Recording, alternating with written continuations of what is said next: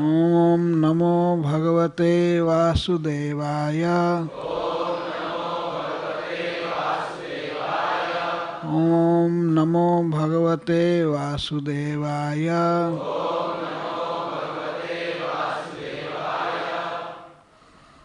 बर्हिणः स्तबक धातु पलाशैः बद्धबर्ह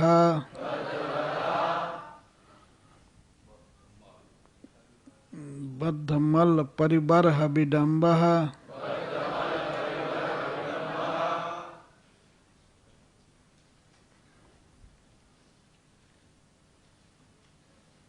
और कैसे है?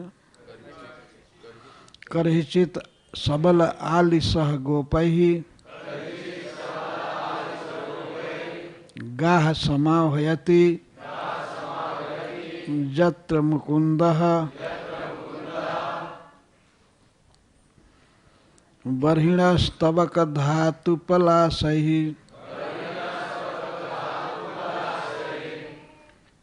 बद्ध बर्ह परिबर्ह बद्ध मल्ल परिबर्ह विडम्बः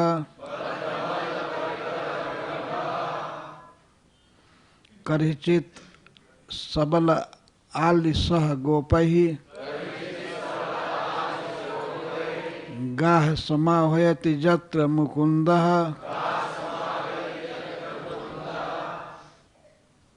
ठीक है, पढ़िए आप।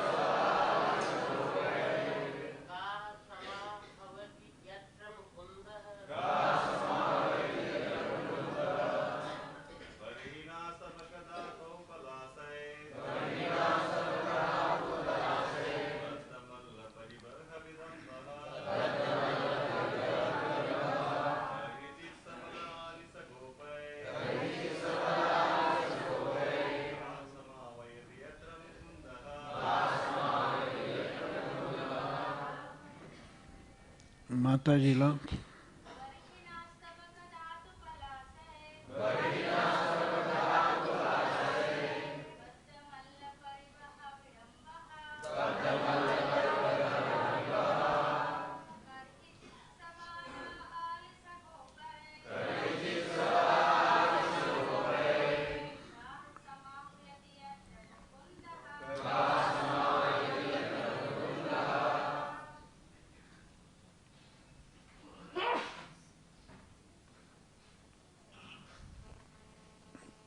पढ़ेंगे ना।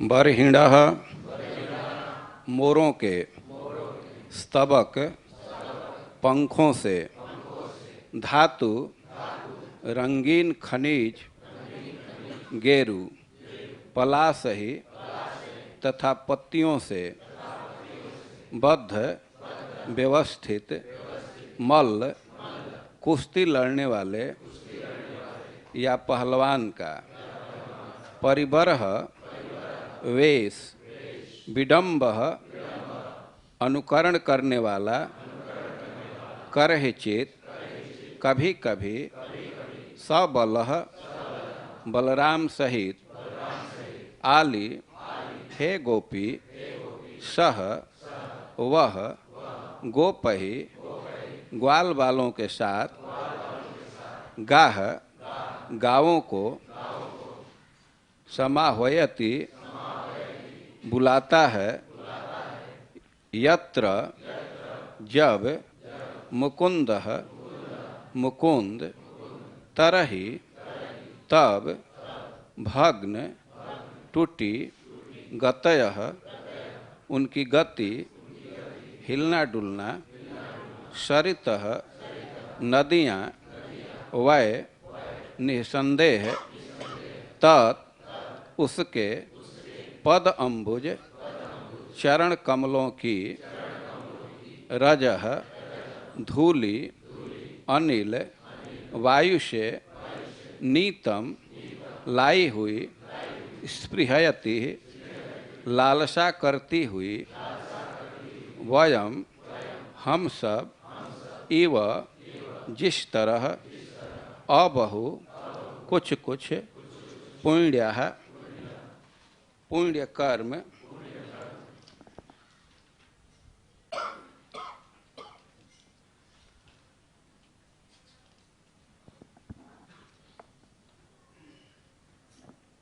प्रेम भगवत प्रेम के कारण बेपित कांपती भुजः बाहें लहरें स्तमित रुक गया आपह जल।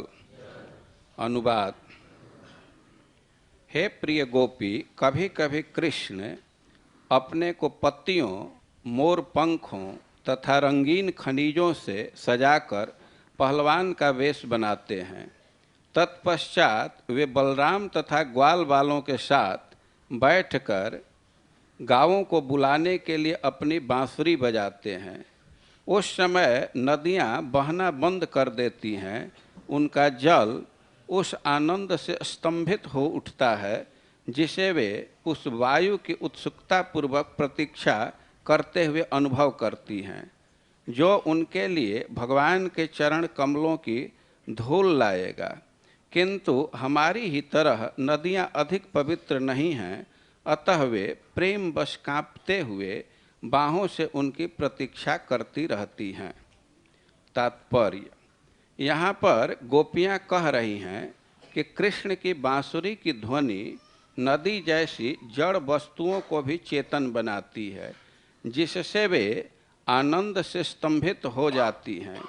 इस तरह गोपियाँ सदैव कृष्ण के शारीरिक सानिध्य में नहीं रह सकती। उसी तरह नदियाँ भगवान के चरण कमलों तक नहीं आ सकती थी। यद्यपि वे भगवान को चाहती थी, किंतु आनंद के मारे उनका हिलना डुलना रुक जाता था और उनकी लहरों रूपी भुजाएं भगवत प्रेम में कांपने लगती थी। जगत गुरु श्रील प्रभुपाद की।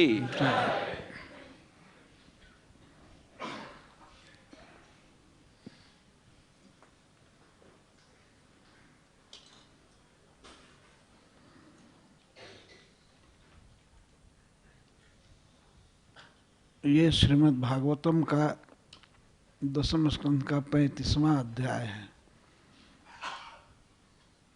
गोपी जनों ने भगवान कृष्ण के बारे में 5 गीत गाया है श्रीमद् भागवत में।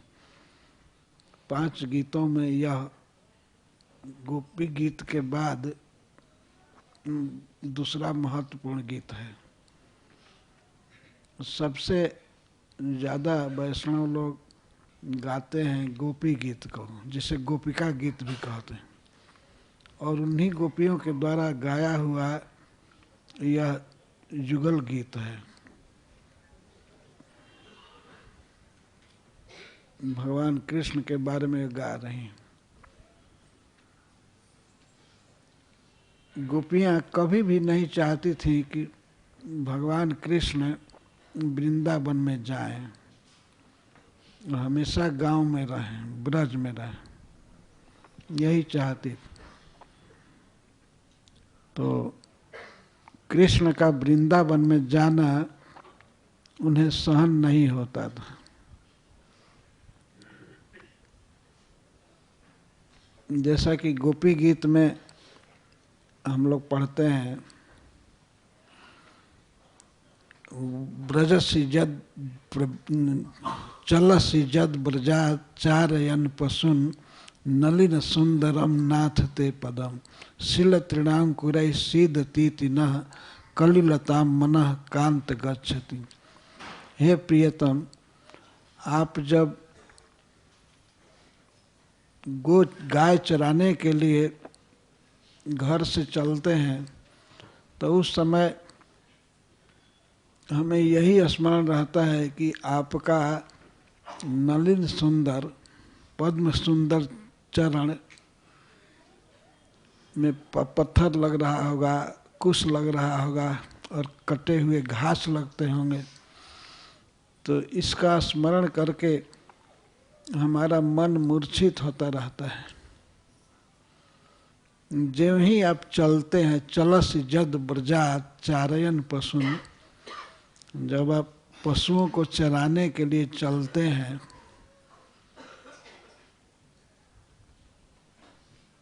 तो हमारा चित्त बेहोश होने लगता है। हम घर में रहती हैं परंतु आपका चरण कुश पर जा रहा है या पत्थर पर जा रहा है, कठोर जमीन पर चलेगा, यह स्मरण करके हमारा मन मूर्छित होता रहता है। ये दिन के समय दशा होती है। तो हे प्रियतम, आप रात के समय इस भयंकर वन में घूम रहे हैं। हम इसको सोच करके बड़ी कठिनाई से जीवन धारण कर रही हैं। ये तो रात का समय है, बहुत से पत्थर, कुश और कठोर वस्तुएं आपके नलिन सुंदर चरण में लगती होंगी। कमल का जैसे पत्ता अत्यंत सुकुमार होता है, इस तरह भगवान का चरण कमल बहुत सुकुमार है, तो उसकी याद करती हैं। यही गोपी जनों का जीवन है। श्री कृष्ण प्रति रात्रि में गोपी जनों के साथ विहार करते ही हैं, प्रतिदिन मिलते हैं, देखती हैं, लेकिन फिर भी वे कृष्ण के विरह को नहीं सह सकती। गोचारण के लिए जाना उनको अच्छा नहीं लगता है। वे कहती हैं, प्रियतम श्याम सुंदर केवल हम लोगों को दुख देने के लिए वन में जाते हैं, अन्यथा नंद बाबा के यहाँ हजारों सेवक हैं गौ चराने के लिए, गाय की सेवा के लिए, उनको जाने की क्या जरूरत है। केवल जाते हैं हम लोगों को दुख देने के लिए, क्योंकि जब ही वे चलते हैं गोचारण के लिए तब ही हमारा चित्त बेहोश होने लगता है।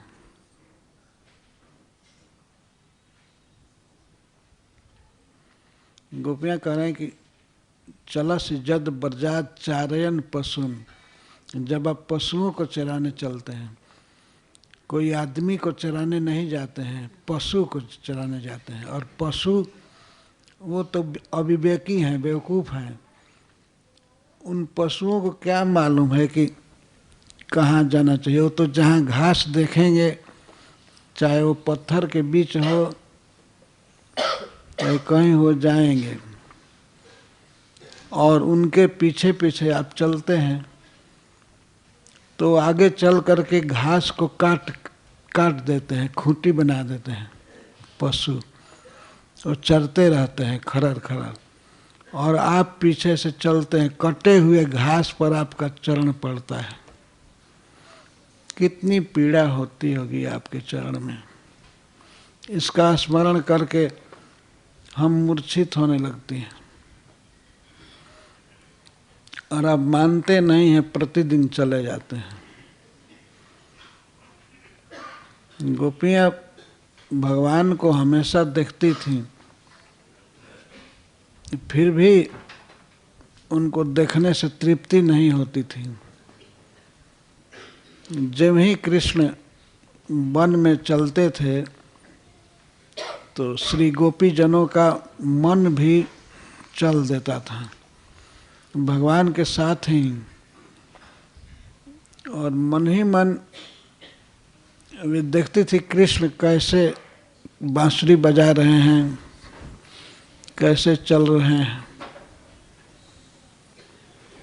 वो बांसुरी बजाते थे, वृंदावन में जा करके एक बट वृक्ष के नीचे, बट वृक्ष की शीतल छाया में खड़े होते हैं। ये सब ये लोग देख रहे हैं मन में। शरद ऋतु में दिन में गर्मी हो जाती है तो शीतल छाया चाहिए। शीतल छाया में वे खड़े होते हैं और पैर को व्यत्यस्त कर लेते हैं, बाएं पैर को दाएं तरफ, दाएं को बाएं तरफ। सीधा खड़ा नहीं होते हैं। देखिए कैसे खड़े हैं।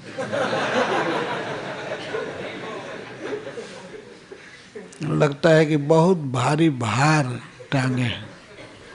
गोपियाँ इसीलिए बांसुरी को गाली देती हैं कि ये हमारे प्रियतम को नाना नाच नचा देती है। गोवर्धन लेकर खड़े हो गए लेकिन बांसुरी लेकर के झुके हुए हैं। गर्दन टेढ़ी हो गई है, कमर टेढ़ी है, पैर टेढ़ा है। अरे सखी, ये बांसुरी हमारे श्याम सुंदर को बहुत तंग कर रही है, इसका भार वे सह नहीं सकते। और बांसुरी अपनी सेवा कराती है। जब भगवान बांसुरी बजाते हैं तो बांसुरी के छिद्रों पर अपनी अंगुलियां फेरते हैं, तो उसको राधा रानी कहते हैं ये सेवा करा रही है, इसका पद संवाहन करते हैं कृष्ण।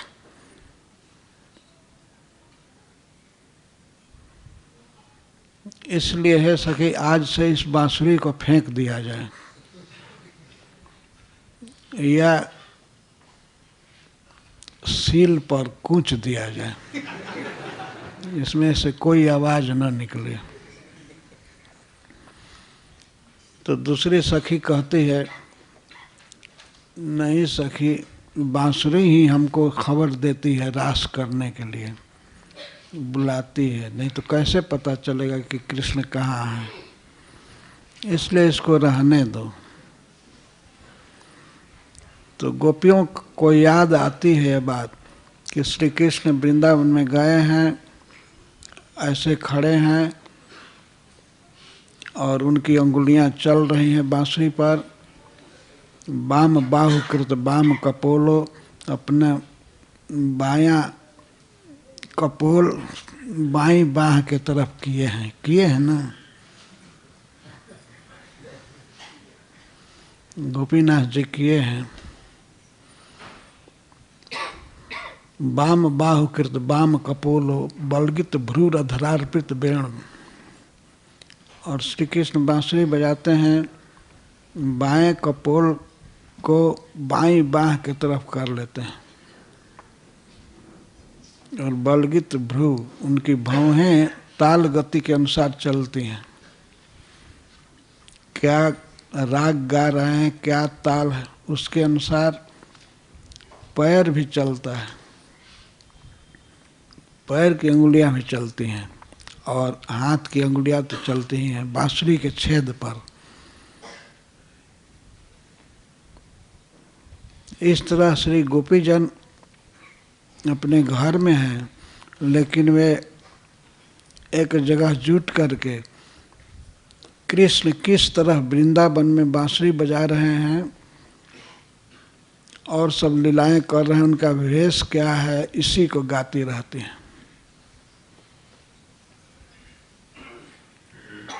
तो यह श्रीमद् भागवत में बहुत महत्वपूर्ण गीत है, जुगल गीत। गोपियाँ भगवान के विरह में गीत गाती हैं। गोपी गीत रात्रि में गा रही हैं और ये दिन में गा रही हैं। इसको जुगल गीत क्यों कहते हैं?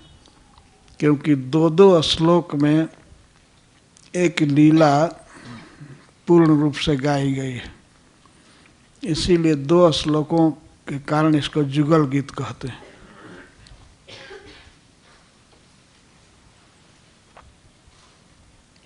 गोपियों को एक क्षण भी कृष्ण का विरह सहन नहीं होता था।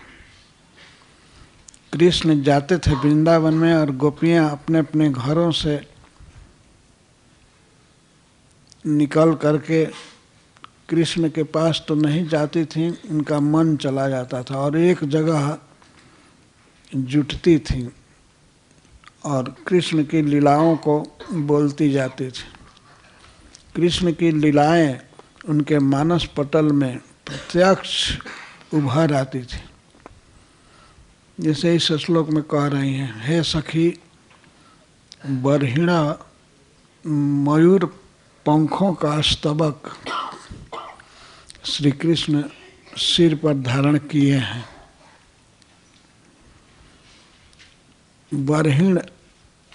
बरहिणा स्तबक का अर्थ है मोर पंख और स्तबक, फूल के गुच्छे।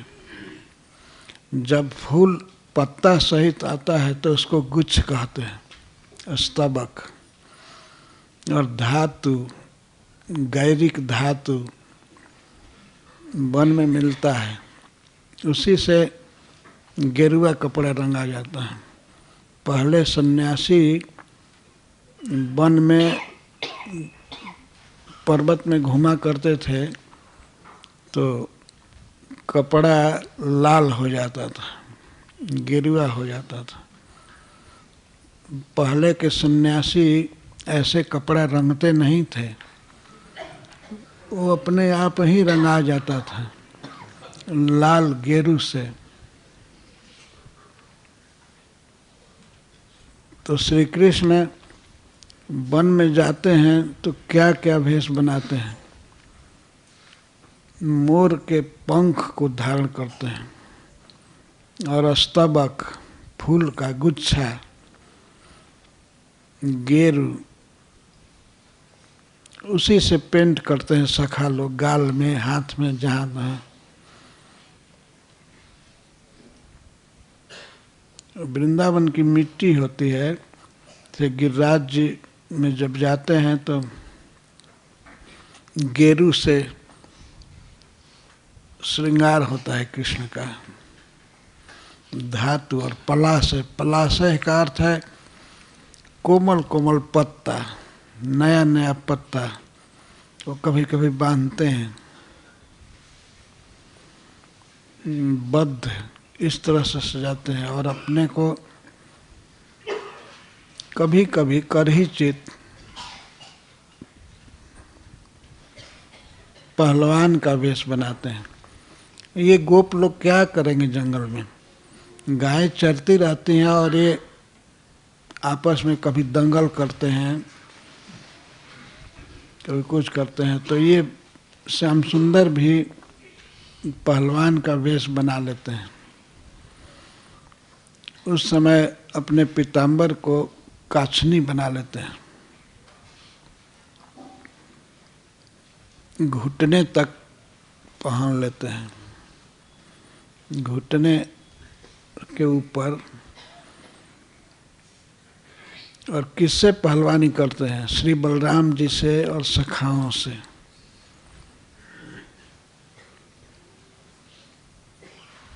ये नहीं विचार करना चाहिए कि भगवान नृसिंह भगवान जैसे बलवान हैं और गोपों के समवयस्क हैं और उन्हीं के समान बल है, अतः वे पहलवानी में थक भी जाते हैं, कभी हार भी जाते हैं।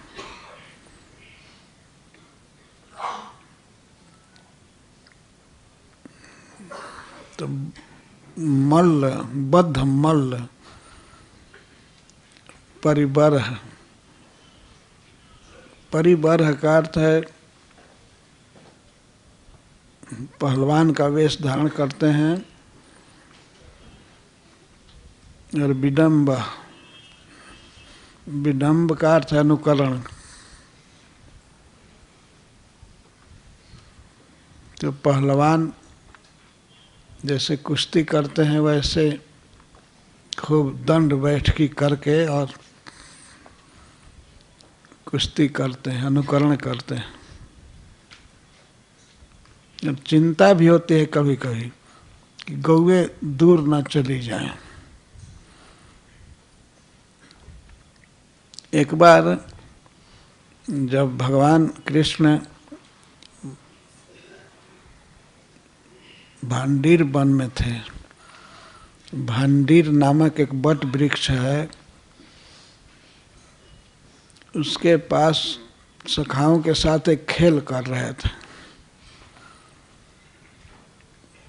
खेल में जो हार जाएगा वो घोड़ा बनेगा और कुछ दूर दौड़ करके ले जाएगा जीतने वाले को। उस समय एक दिन प्रलम्ब आया, प्रलम्ब नाम का असुर दैत्य। वो देखा गोपों का खेल हो रहा है तो उसने कृष्ण को मारने की चेष्टा किया, मारना चाहा। तो कहा, सोचा कैसे मारूंगा, तो वो भी एक गोप भेष बन करके, गोप बालक बन करके आ गया और कोई परिचय नहीं बताया।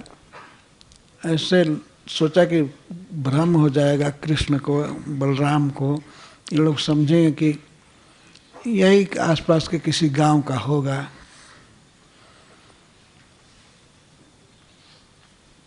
ये लोग पूछे भी नहीं, आ गया गोप बन करके।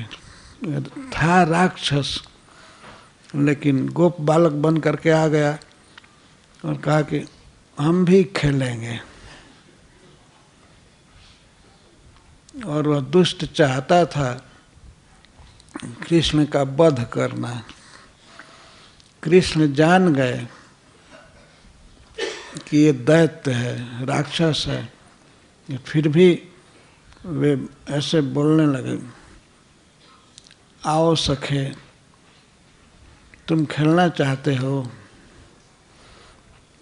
कौन हो?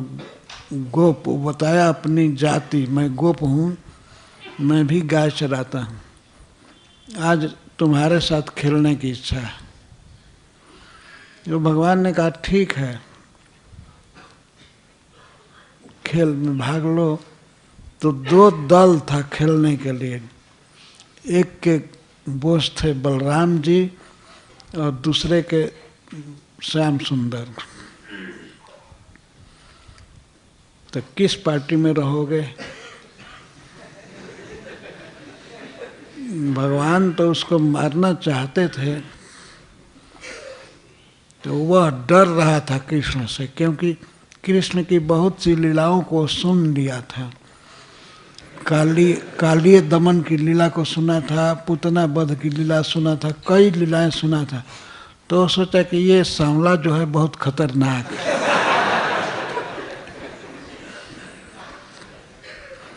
अतः इसी के पार्टी में रहूंगा। इसके पार्टी में रह करके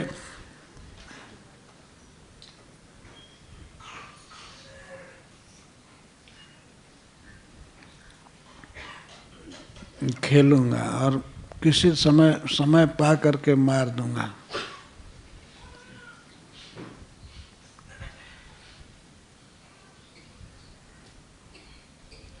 तो सोचा कि इसके पार्टी में रहूंगा तो बलराम को मारूंगा, इसको तो मार नहीं पाऊंगा, ये बहुत खतरनाक लड़का है।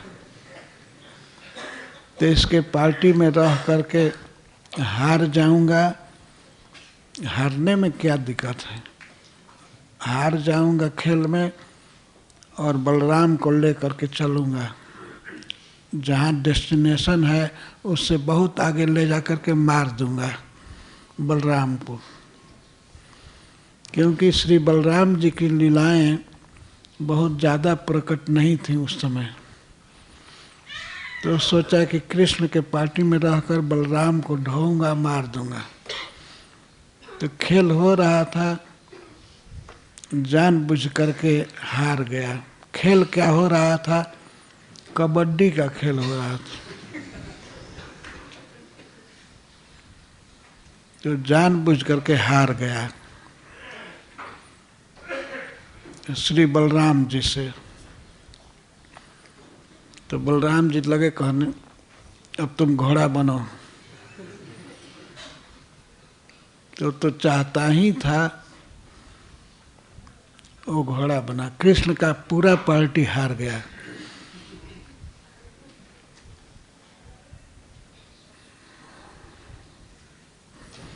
कृष्ण हार गए श्रीदाम से। तो श्रीदाम घुड़सवारी किए भगवान के ऊपर और बहुत तेज लेट करके चलना था, धीरे धीरे नहीं। घोड़ा बनना था तो तेज घोड़ा। तो कृष्ण लेकर के चले श्रीराम को और बलराम जी को प्रलंबासुर लेकर के चला।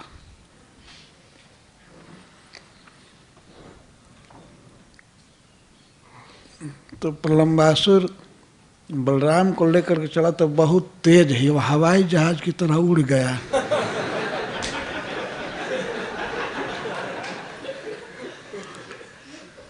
और भगवान कृष्ण नीचे ही थे, जमीन पर चल रहे थे घोड़ा की चाल। देखे कि बलराम को लेकर के उड़ गया, तो यहीं से देख रहे थे। तो बलराम जी बहुत ऊंचा जा कर के देखे कृष्ण को। तो कृष्ण ने इशारा किया, उसको मारो। तो संकेत समझ गए बलराम जी। उन्होंने पहले तो डर गए बलराम जी, लेकिन बाद में मारे प्रलंबासुर को। उसके सिर पर मुष्टिका मारे, उसका सिर फट गया, वो गिर गया नीचे। तब श्री बलराम जी आकर के कृष्ण से मिलते हैं। बहुत बड़ा फेस्टिवल हुआ उस दिन उसके मरने से, और सभी गोप सखा कृष्ण की प्रशंसा करने लगे, बलराम जी की प्रशंसा करने लगे। देवता लोग फूलों की वर्षा ऊपर से कर रहे थे, क्योंकि उनका काम बलराम जी ने किया, राक्षस का वध किया। तो इस तरह की लीलाएं चलती रहती थी। गाय चराने में कोई दिक्कत नहीं था, सब जगह वन था, पर्वत था, पानी पीने के लिए था ही, जमुना जी का निर्मल जल, सरोवरों का जल। तो अधिकांश समय श्री कृष्ण ये लीला ही करते थे, खेल कूद। कभी कभी कुश्ती करते थे। करहिचित सबल आलिस गोपै। और कभी कभी बांसुरी बजाते थे। गाह समा होयती, गायें जब इधर उधर चली जाती थीं तो उनको समाहवान, उनको सम्यक बुलाते थे। कभी नाम लेकर बुलाते थे और कभी केवल गीत गाते थे। गीत गाने से भी गौएं आ जाती थी।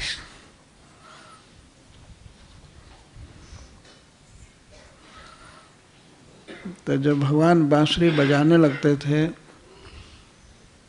तो नदियों की क्या दशा होती थी, ये दूसरे श्लोक में यह वर्णन है। तरहि भग्न गतयः सरितवै, नदियाँ रुक जाती थी, उनका प्रवाह रुक जाता था जल का।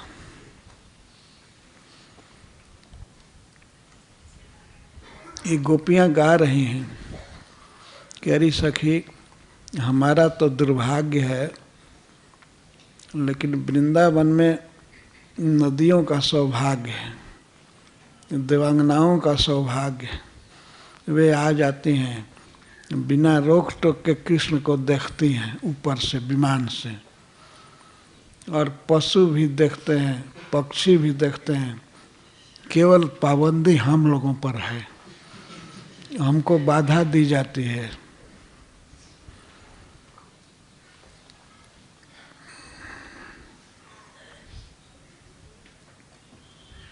तो हम बहुत पुण्य नहीं की हैं,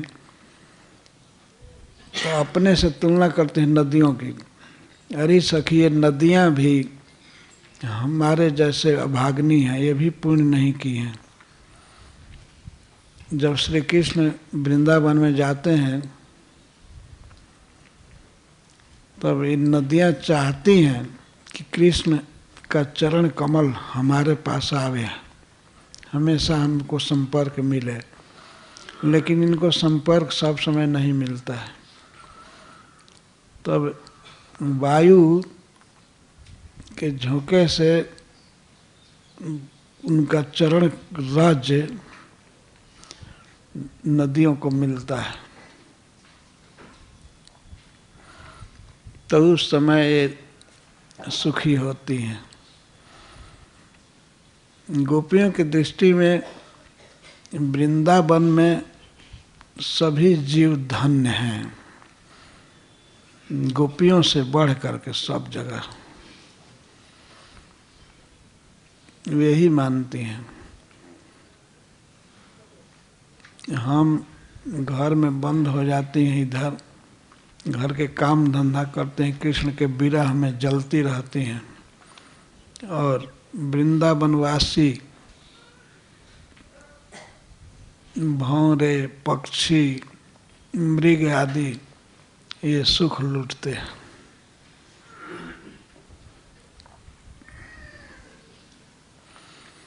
यही गोपियों का जीवन है। वो दिन भर गाती रहती हैं केवल श्री कृष्ण के विषय में। और क्या गाती हैं कि वे इस समय इस वन में हैं, कभी कुछ लीला करते हैं, कभी कुछ करते हैं, और गौओं के पीछे चलते रहते हैं। अरे सखी, चलो वन में हम उनको देखेंगे। कभी धूप लग रहा होगा तो हम उनको पंखा झलेंगी, ठंडा पानी पीने को देंगी, उनका चरण संवाहन करेंगी। ये श्री कृष्ण मानते ही नहीं हैं। ये चले जाते हैं, गायों के पीछे पीछे चलते हैं, और पसीना हो जाता है शरीर में, थक जाते हैं। तो कभी कभी श्री गोपियाँ छिप करके श्री कृष्ण से मिलने चली जाती हैं। विशेष करके जब वे श्री गोवर्धन जी में रहते हैं, घर से दही भात ले करके जाती हैं खिलाने के लिए।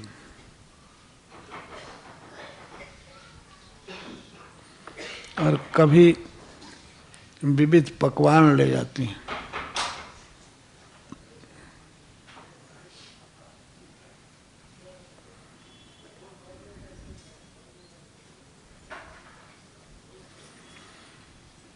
ऐसे श्री गोपीजन कहती हैं कि हमको कृष्ण से कभी सुख नहीं मिला।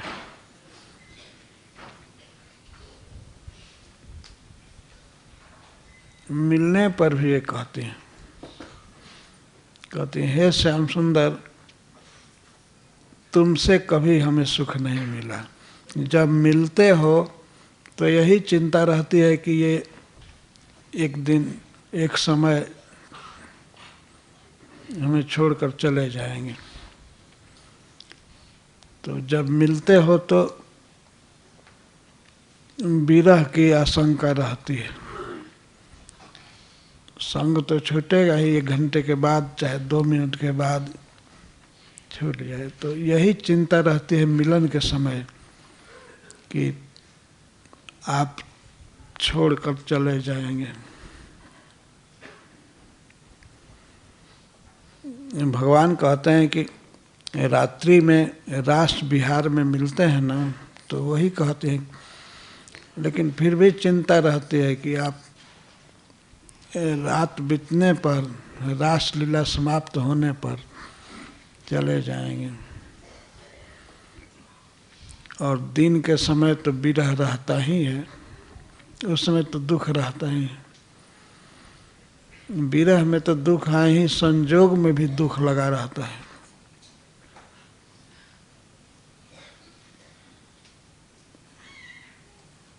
कभी आपसे सुख नहीं मिला। सुख ही सुख है कृष्ण से, लेकिन फिर भी गोपियों का भाव है।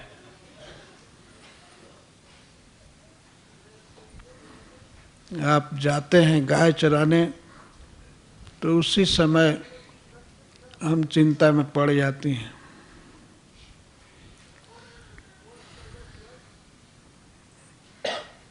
और जब आते हैं वन से तो उस समय हमको सुख नहीं होता है। अटत जद भवान नहनि काननम त्रुटि जुगायते त्वाम उपस्थिता। जब दिन के समय आप वन में जाते हैं गाय चराने तो एक क्षण भी, 1 सेकंड भी त्रुटि कहते हैं कमल के कोमल पत्ते को एक बारीक सुई से छेदने में जितना टाइम लगेगा उसको त्रुटि कहते हैं।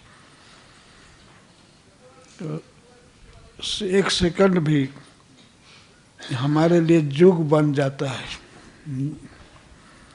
बहुत भार होता है कब दिन बीतेगा। और जब आपको देखती हैं तो उस समय आपके सुंदरता को देखने में इतनी लालसा होती है और उस समय भी दुख हो जाता है। उस समय तो यही आता है कि ब्रह्मा से यदि भेंट होती तो हम उनसे करोड़ों आँख मांगती। ये 2 आँख है और उस पर भी ढक्कन बना दिया, पलक बना दिया, तो आपको देखने का कोई आनंद नहीं मिलता है। दर्शन होता है तब भी दुख है और अदर्शन विजोग में तो दुख है ही। हमको तो सृष्टिकर्ता ब्रह्मा जो सारे विश्व की सृष्टि किया है वो सबसे बड़ा मूर्ख लग रहा है। जड उदीक्षताम त्वाम पश्यताम पक्ष में कृद, आँख पर पलक बनाने वाला ब्रह्मा जड़ है। क्यों उसको सृष्टि सृष्टि का जिम्मेवार उसको क्यों दे दिया, उसको क्यों विभाग दिए। भगवान विष्णु गलती किए। ब्रह्मा को उन्होंने सृष्टिकर्ता बनाया, इसको 4 दिमाग है, 4 गुना दिमाग है, लेकिन हमारी दृष्टि में यह जड़ है। मूर्ख व्यक्ति है, कोई योग्यता नहीं है। अगर हमसे भेंट हो जाए तो ब्रह्मा से हम कहेंगी, ब्रज में जिनको जन्म दे रहे हो उनको अरबों खरबों नेत्र दो, और जो कृष्ण का दर्शन नहीं करते हैं उनकी दोनों आंख फोड़ दो। उनको आंख की क्या जरूरत है? जो कृष्ण का दर्शन नहीं करते उनको आंख रखने से क्या लाभ है? अतः ब्रह्मा को उनके लिए आंख नहीं बनाना चाहिए। ब्रज में जन्म लेने वाले को, और विशेष करके ब्रज में गोपी शरीर जिनको दे रहा है उनको विशेष रूप से निष्पलक आंख देना चाहिए। चैतन्य चरितामृत में यह वर्णन है कि गोपियाँ कहती हैं, जब ब्रह्मा से भेंट होगी तो हम कहेंगी हमको बिना पलक के आंख दो और कोटि कोटि आंख दो। मोर यदि बोल धरे कोटि आंख तारी करे।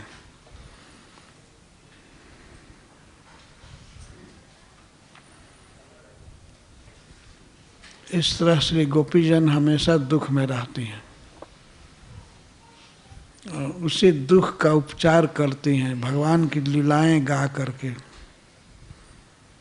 दिन भर गाती रहती हैं। पर गाने से उनको सुख नहीं मिलता है, और अधिक स्मरण आता है कृष्ण का, फिर भी गाती रहती हैं। गाने में ही आनंद आता है। गान का अर्थ है वर्णन करना, सुनना। आपस में यही करती रहती है, घर का काम धंधा नहीं करती। कृष्ण वृंदावन में है, फिर भी गोपीजनों का चित्त वृंदावन में रहता है, घर के काम धंधा में नहीं। सब समय कृष्ण के बारे में बोलती रहती हैं।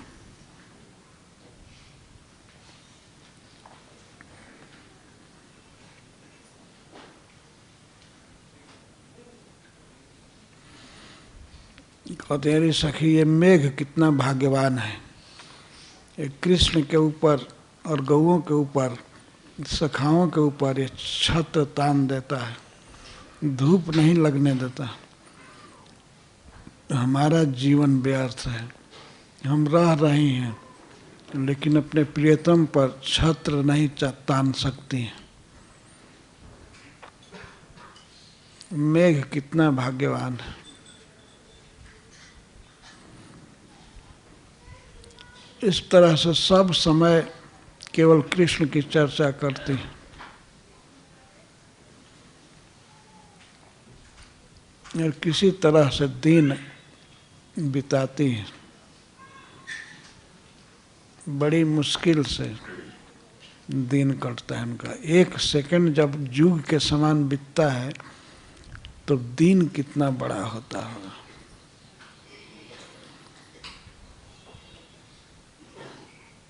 दिन तो कल्प जैसा लगता है।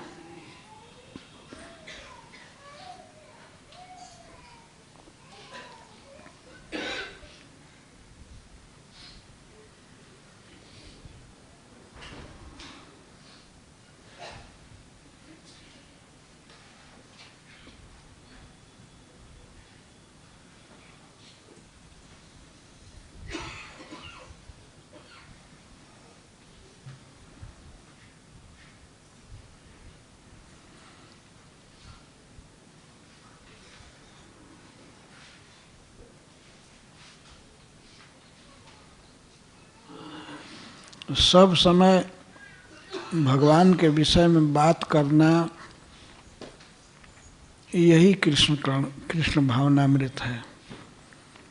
दिन भर लोग बात करते ही रहते हैं ना, चाहे ऑफिस में हो, चाहे घर में हो, चाहे कार में हो, सब समय कुछ बात करते ही रहते हैं। तो स्वाभाविक श्री कृष्ण चर्चा करते रहना यही कृष्ण भावना है। तो गोपियों का यही जीवन है।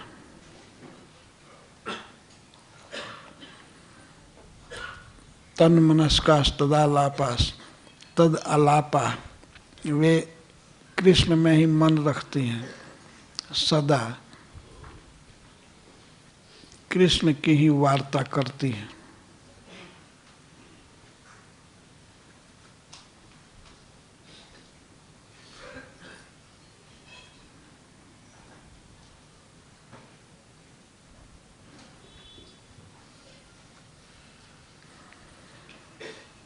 नदियाँ चाहती हैं कि हम भगवान के चरण को छुए, लेकिन वे छू नहीं पाती।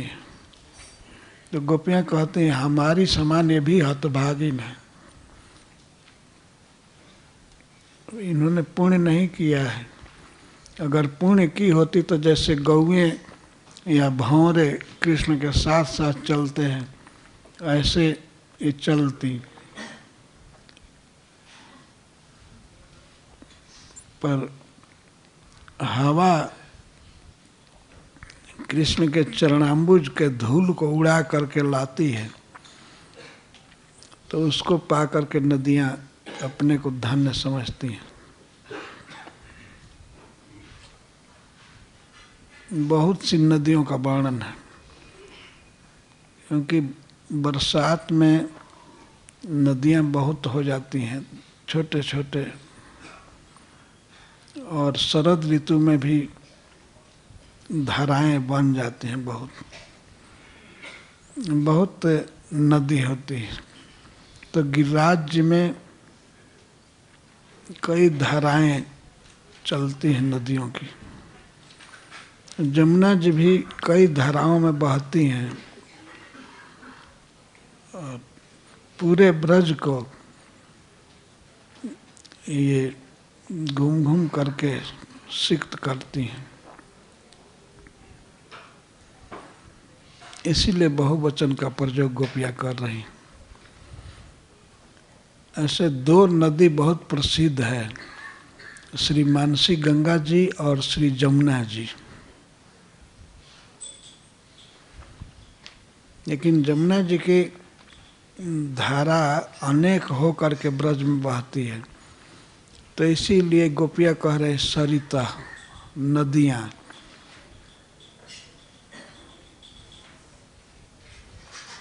कभी कभी श्री कृष्ण गिरिराज जी में बहने वाली नदी मानसी गंगा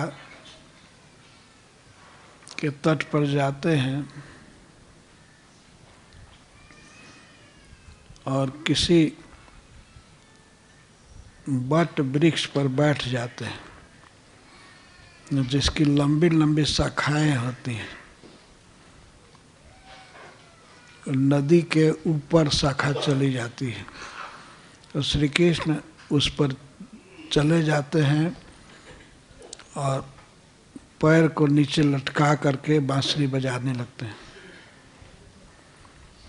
पैर लटकाए रहते हैं, उस समय नदी अपनी तरंगों से, अपनी भुजाओं से उनके चरण को पकड़ लेती है।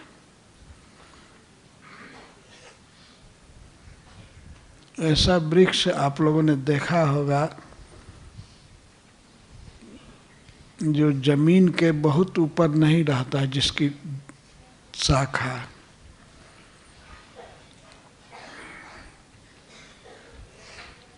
उस पर चरवाहे बैठ करके अपना चरण नीचे करते हैं। हमने देखा है कई ऐसे वृक्ष। तो वट वृक्ष जिसकी शाखा ऐसे लंबी जाती है जल के ऊपर, और श्री कृष्ण की यह लीला है कि वे नदी की इच्छा को समझते हैं। जमुना जी तो भगवान की प्रिया ही हैं, नदी की इच्छा को जान करके अपना चरण कमल लटकाते हैं और जमुना जी उफान करके चरण को छू लेती है। और उनका जल बहता नहीं है, कृष्ण के चरण कमल को पकड़ करके अस्थिर रहता, स्तिमित।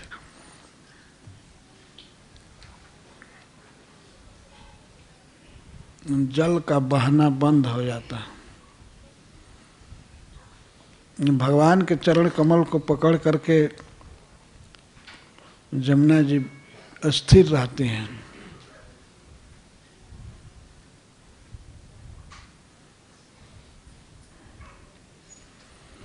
ये वृंदावन में श्री गोवर्धन जी में ये सब लीला होती रहती है। गोपियाँ ऐसे कह रहे हैं कि बेचारी नदी है, सब जगह जा नहीं सकती, तब श्री कृष्ण अपना चरण कमल देते हैं जा करके। पर कभी हमारे वक्षस्थल पर चरण नहीं रखते हैं। हमारा भाग्य फूटा हुआ है।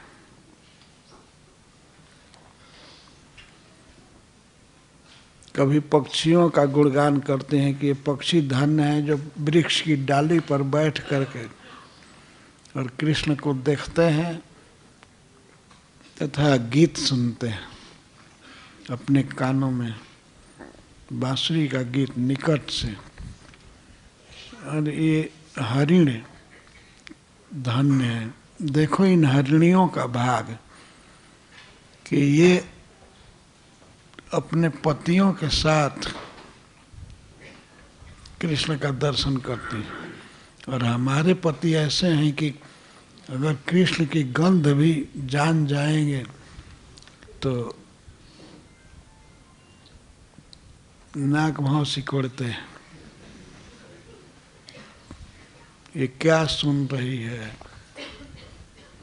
क्यों गीत सुन रही है, तुम किसको देखने गई थी। ये पति हमेशा डांटते रहते हैं क्योंकि परकिया भाव है ना।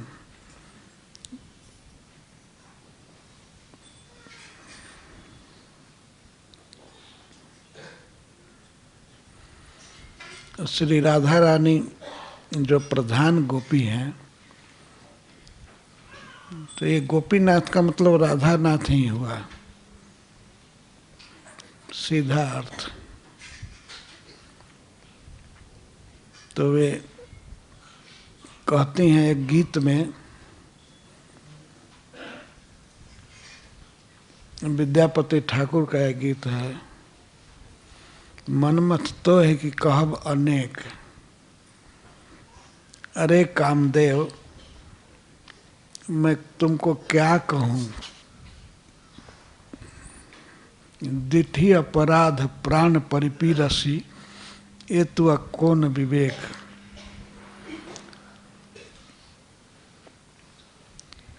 अपराध तो हमारे आँखों ने किया है कृष्ण को देखने में, लेकिन तुम प्राण को पीड़ा दे रहे हो। अपराध किया आँख ने और हमारे हृदय को बेध रहे हो। कहने का आशय है कि हमने देखा कृष्ण को आँख से, तो आँख को जो दंड देना है दो, हमारे प्राण को क्यों दे रहे हो।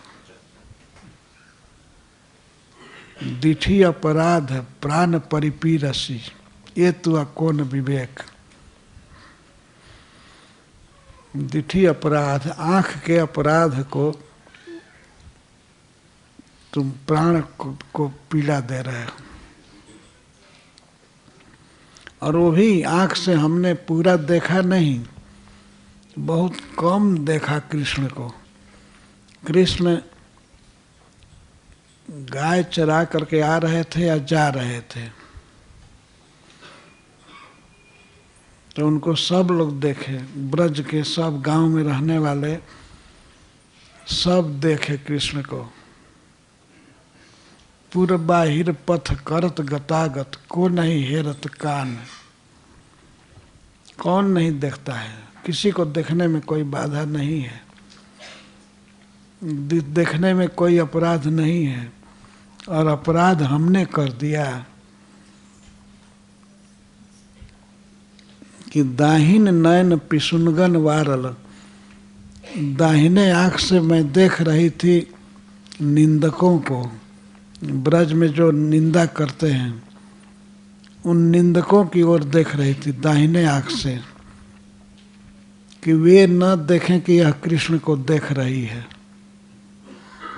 अतः दाहिना आँख में लगाई थी निंदकों को देखने के लिए, कि वे ये समझें कि दाहिना आँख से नहीं देख रही है।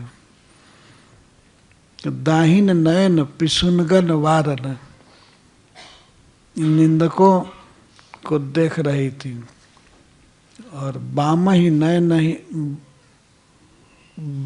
नयनन आद, और बाएं नेत्र से परिजन बाम ही आद, अपने परिजनों को, अपने परिवार के लोगों को, अपनी सास को और ननद को देख रही थी। बाएं आँख से, आधा आँख से देख रही थी मैं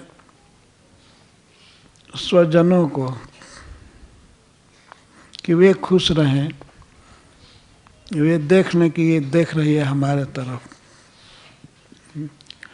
सब लोग कृष्ण को देख रहे थे, लेकिन मैं दाहिने आँख तो लगाई थी निंदकों की तरफ, बायां आँख लगाई थी आधा स्वजनों के तरफ, पति के तरफ या सास के तरफ, ससुर के तरफ।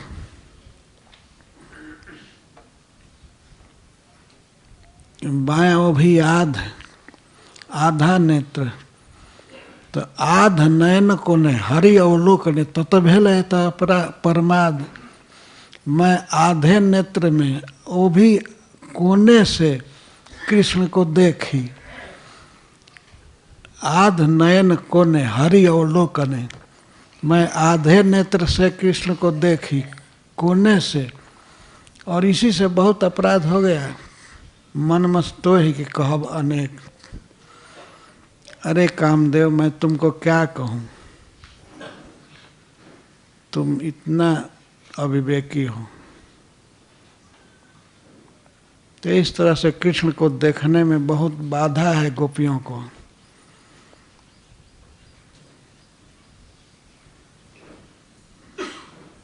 दो आँख में, डेढ़ आँख पूरा लगा हुआ था दूसरे को देखने में। और उस समय जिस समय सब लोग कृष्ण का दर्शन कर रहे हैं,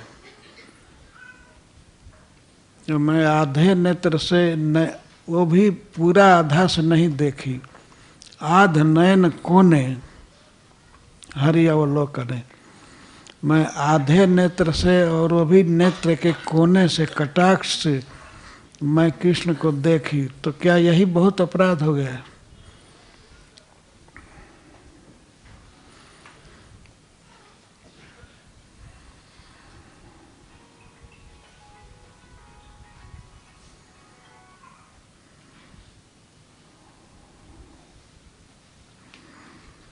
राधा रानी रहती हैं कृष्ण के साथ, लेकिन घर पर रहने पर, कृष्ण को वृंदावन से आने पर सब लोग देखते हैं।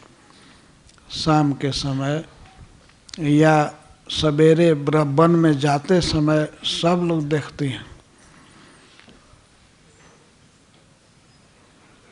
परंतु यदि राधा रानी देख लें तो जटिला सास, कुटिला ननद, ये तुरंत गाली देने लगते हैं। तुम क्या देख रही थी, तुम काम क्यों नहीं करती हो?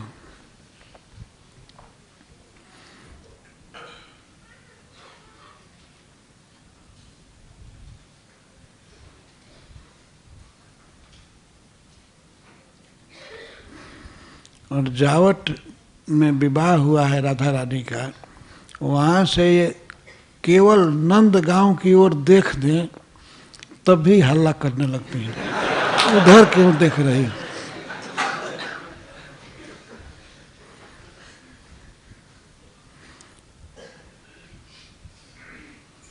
ये तो राधा रानी के लिए आनंद है मंदिर में कि हैं प्रियतम के साथ, और बरसाने में तो देख नहीं सकती, जावट में देख नहीं सकती।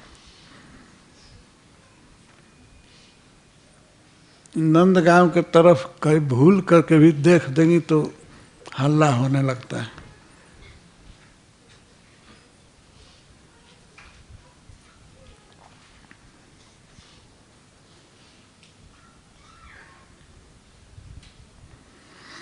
यह भाव है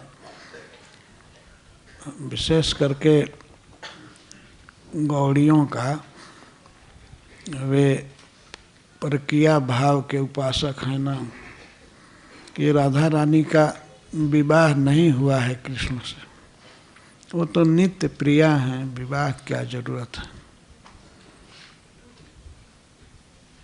विवाह जावट में हुआ है अभिमन्यु नामक गोप से, और वहीं से श्री राधा रानी रोज रास लीला में आती हैं वृंदावन।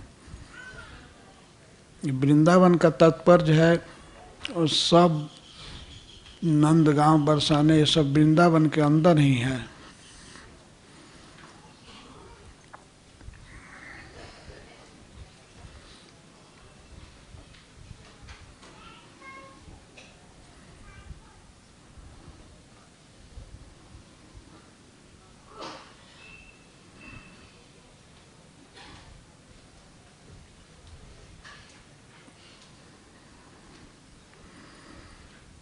तो श्री गोपी जनों के द्वारा गाया हुआ यह जो गीत है, इसी का आस्वादन करना चाहिए।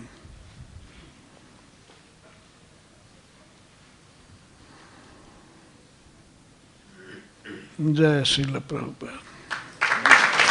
जय।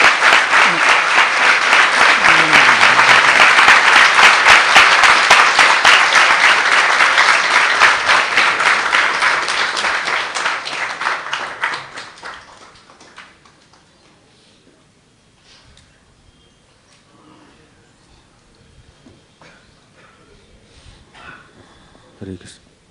हरे कृष्ण। महाराज जी बहुत बहुत धन्यवाद, बहुत सुंदर व्याख्या की। महाराज जी प्रश्न ये कि ये जो युगल गीत चल रहा है, इस वर्णन, इसमें जो अर्थों का आपने बताया और आस्वादन करते हैं, इसका अर्थ जो भागवतम में वेणुगीत जो श्लोक है, उन श्लोकों का अर्थों से समान लगता है, तो दोनों में अंतर या समानता क्या है? ये प्रेम उत्पन्न हो जाने के बाद का गीत है, और वेणु गीत उसमें पूर्व राग का वर्णन। पूर्व राग मतलब शुरू शुरू में जब कृष्ण से संपर्क हुआ,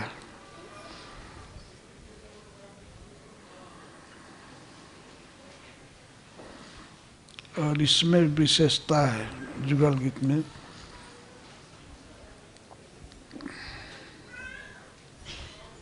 इसमें पूर्व राग नहीं है, तो पूरा राग है।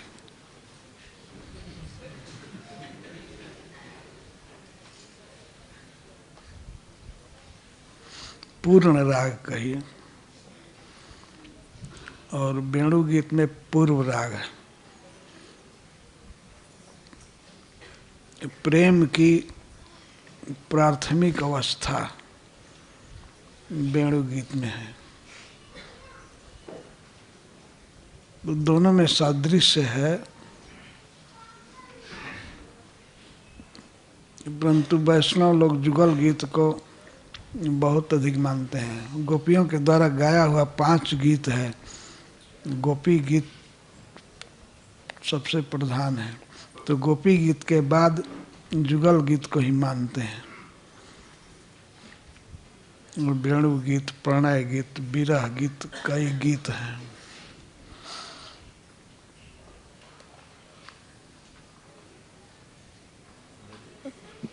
वृंदावन जब हम दर्शन करने जाते हैं, तो नंदगांव जब जाते हैं दर्शन करने, तो एक बार हम गए थे, तो नंदगांव के एक पुजारी बता रहे थे लीला, तो उसमें बता रहे थे कि आप गौड़ीय वैष्णव जो हैं वो परकीय भाव के आस्वादन करते हैं और राधा रानी जो है विवाह किसी अन्य से हुई है, लेकिन ब्रज में हम लोग ये मानते हैं कि राधा रानी भगवान की ही पत्नी है, ऐसे कह रहे थे। स्वयं भगवान ही आकर के चैतन्य महाप्रभु के रूप में यही बताए। भागवत में परकीया भाव ही है, राधा रानी परकीया नहीं है, लेकिन भाव परकीया है। भाव और होने में दोनों में अंतर है। जैसे देखने में आप मिश्री का ढोका लाइए और फिटिकरी का ढोका, दोनों देखने में एक जैसा है, देखने में एक जैसा है, लेकिन दोनों में बहुत अंतर है। और मिश्री के बदले फटिकरी दे दीजिए खाने के लिए किसी को, कितना बीटर होगा। ऐसे ही भाव और वस्तु में अंतर है। राधा रानी या गोपियों का भाव है कि कृष्ण हमारे प्रेमी हैं, और विवाह आदि नहीं है, क्योंकि स्वकीया में एक दोष है। विवाह हो जाने के बाद अब पति की सेवा करो, ऐसा करो, ये सब हो जाता है। विवाह होने के बाद अगर संतान नहीं हुआ तो वो भी एक दिक्कत है। संतान होना ही चाहिए, अपेक्षा होती है। विवाहिता स्त्री पति से अपेक्षा करती है, हमको पैसा दें, हम हमारे भोजन की व्यवस्था करें, हमारे लिए घर बनावें, कई अपेक्षा होती है। तो वह प्रेम नहीं हो पाता है जो परकीया भाव में है। परकीया पत्नी अपने पति से मिलना चाहती है, बहुत उत्कंठा रहती है, लालसा रहती है मिलने की। तो उसी लालसा के लिए भगवान ने इस भाव को प्रकट किया ब्रज में। जैसा आपने सुना ना कि राधा रानी कृष्ण को देख भी नहीं सकती, थोड़ा देखने में आलोचना होती है। सारे ब्रज में कि राधा कृष्ण के प्रेम में पड़ी हुई है, तो बहुत कम चांस रहता है मिलने का। मिलने पर आनंद अरब गुना होता है। कृष्ण को देखने पर, कृष्ण के साथ नाचने पर, रासलीला में कृष्ण को केवल एक सेकंड के लिए देखने पर उतना आनंद होता है जितना आनंद स्वकीया को रात दिन पति के साथ रहने पर भी नहीं हो सकता। तो इसी प्रेम की उत्कंठा की वृद्धि के लिए भगवान स्वयं इस रूप में हैं, विवाहित नहीं है। विवाह करना होता तो द्वारका में चले जाते, वहाँ एक नहीं 16,000 से विवाह करें, कोई दिक्कत नहीं। लेकिन ब्रज में नंद लाला हैं और किशोर अवस्था के,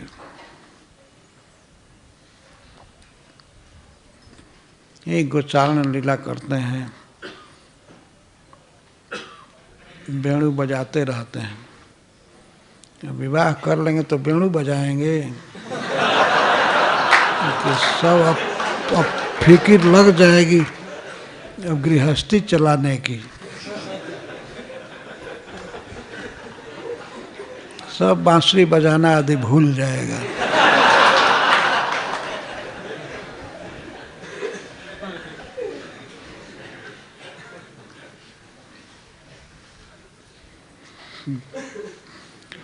तो इसीलिए भगवान चैतन्य महाप्रभु रम्या काजिदुपासना ब्रज बधु वर्गेण या कल्पिता, ब्रजवधुओं के द्वारा जो दिखाई गई बात है उपासना विधि, वो है परकिया भाव, भाव परकिया।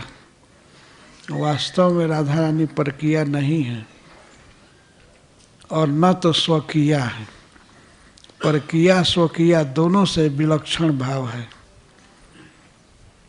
वो श्री कृष्ण की नित्य प्रिया है और श्री कृष्ण प्रियतम है, पति नहीं, प्रियतम।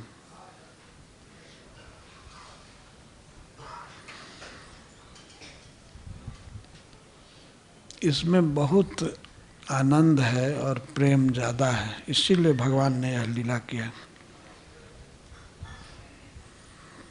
कहीं जमुना के तट पर भेंट हो गई या फूल चुनने में भेंट हो गई, कृष्ण को सपने में देखा या चित्र देखा तो प्रेम हो गया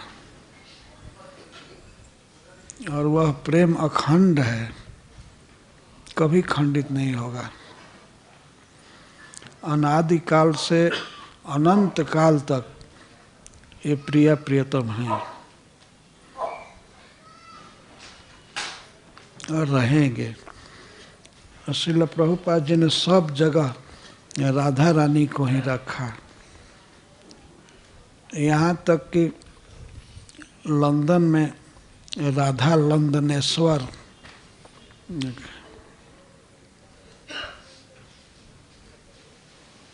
राधा पेरिसेश्वर, पेरिस में सब जगह कृष्ण को रखे, लेकिन राधा रानी को ही साथ में। यही वास्तविक पत्नी कही या प्रेमी कही, प्रिया कही, यही है। कई बार लोग पूछते हैं हमसे, एक बार अमेरिका में ह्यूस्टन में एक स्त्री कही, प्रश्न की, प्रवचन के बाद कहा गया कि कोई प्रश्न है, तो एक स्त्री आ गई खड़ा होकर और माइक ली थी, बोले कि कृष्ण को राधा रानी को क्यों रखे हैं पास में।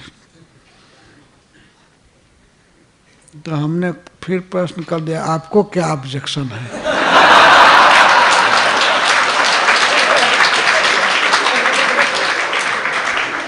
तो वो कहती है कि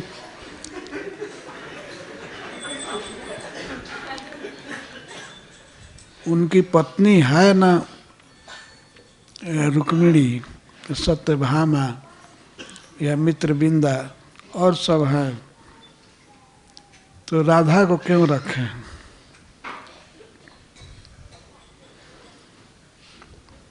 हमने टालने के लिए कह दिया, उनकी इच्छा, आप जाकर पूछिए, हम नहीं जानेंगे। उनको पसंद पड़ता है, वे राधा रानी को रखे हैं। तो दूसरा प्रश्न किया माता जी ने, कृष्ण इतना विवाह क्यों किए। अब 16,000 द्वारका चली गई, इतना विवाह क्यों किए।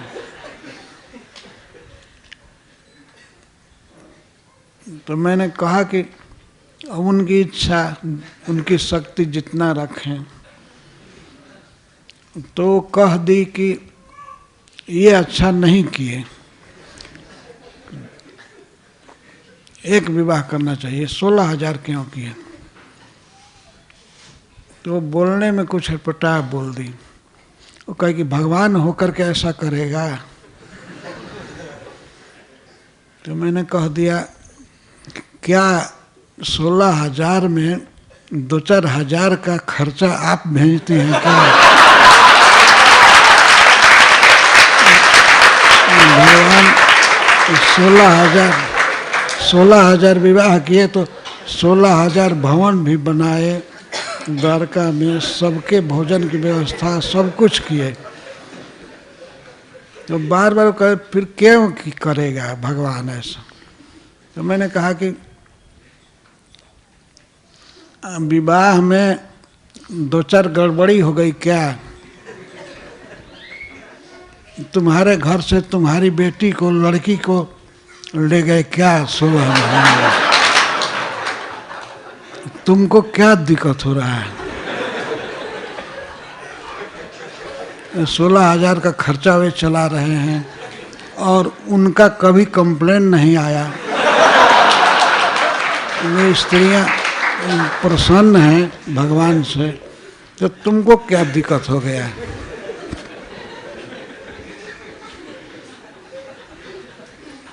सुखदेव गोस्वामी को कोई दिक्कत नहीं हुआ, वो कथा कहते हैं। भगवान वेदव्यास देव प्रसन्न मन से भागवत लिखे हैं और ऑब्जेक्शन तुमको हो गया। नहीं, वो ऐसे पूछ रही थी इसलिए मैं कहा 16,000 रखें चाहे 16 अरब रखें, वे भगवान है, सर्वसमर्थ हैं।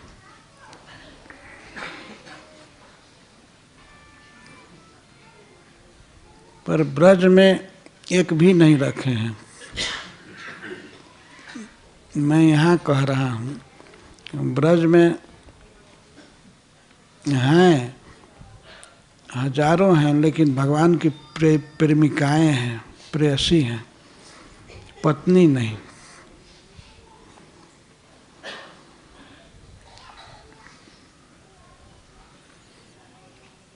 अच्छा, हरे कृष्ण, जय राधे।